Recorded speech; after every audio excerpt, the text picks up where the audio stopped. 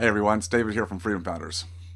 As I reflect back over the last year, I think one of the key words that I'd use in my own life and what I've seen and experienced is the word change. Yeah, the word change, C-H-A-N-G-E, change. Change is something that the majority of the world population doesn't like. We all prefer to have the status quo. We prefer things to become routine so we can be predictable and anticipate just about anything that might happen in our lives. But that's just not a fact.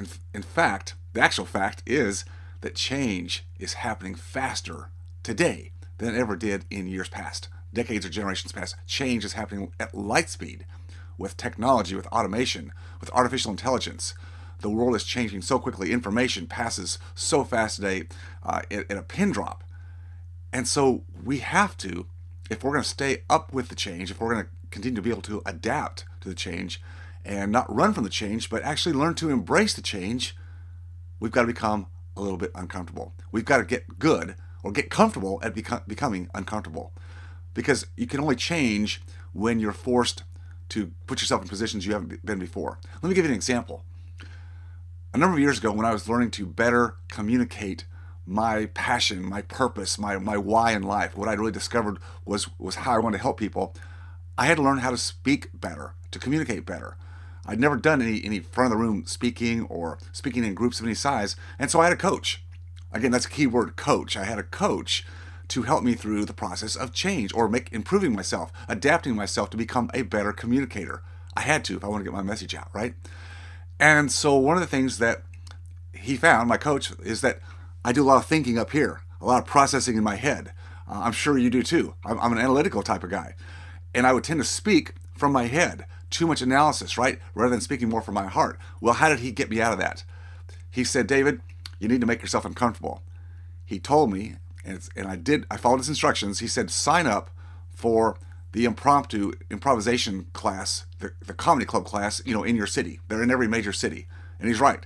I did 8 weeks. And I'd go every week to the group, and we were led by an improvisational comedian teacher, if you will, and I had to go through the steps of learning to act on the fly. Oh my gosh.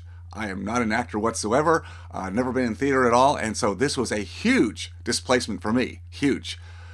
But I learned to embrace it. Even being uncomfortable, I learned to embrace it because I knew it was going to help me be better at what I was doing and learn to adapt more quickly on the fly by not getting inside my head all the time and trying to think things through.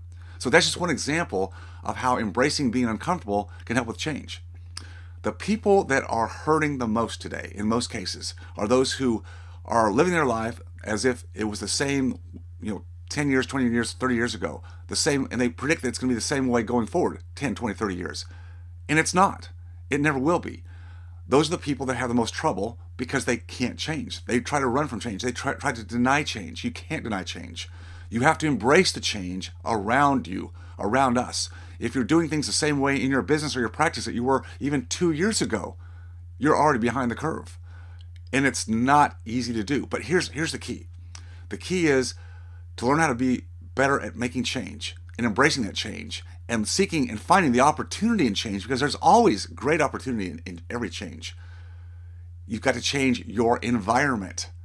So what do I mean by that? I don't mean you have to move from where you live, but I mean you need to change the people you surround yourself with. You need to find groups, whether it's small groups of 2 or 3 people, or maybe it's a small meetup group, or maybe it's a mastermind group. You need to find groups that also embrace change. Like-minded people who understand how fast the world is changing, and rather than push back and whine and complain about it, they say it is what it is. And in fact, we are going to be proactive and figure out what change opportunity brings to us.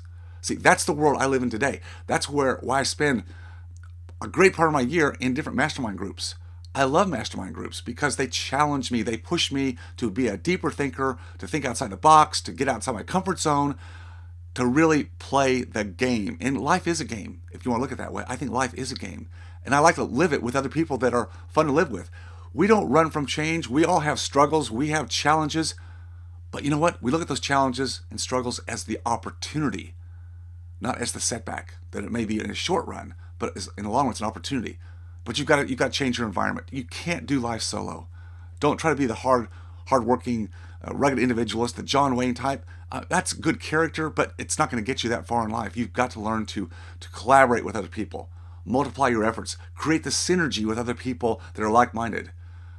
I'm biased because I love mastermind groups and I have my own, Freedom Founders. It's a great place for small business owners, professional practice owners who want to learn to not only survive but thrive in the current change in the health industries and learn how to build wealth outside of their practices, to have passive income sustainable for a lifetime. There's ways to do it that are totally different than what you've been taught in your past. But you've got to embrace thinking outside the box. You've got to embrace thinking differently. You've got to embrace being open-minded. That's my challenge to you, to embrace the change in the coming year. Remember, always stay focused on your freedom. I'll see you soon. Take care.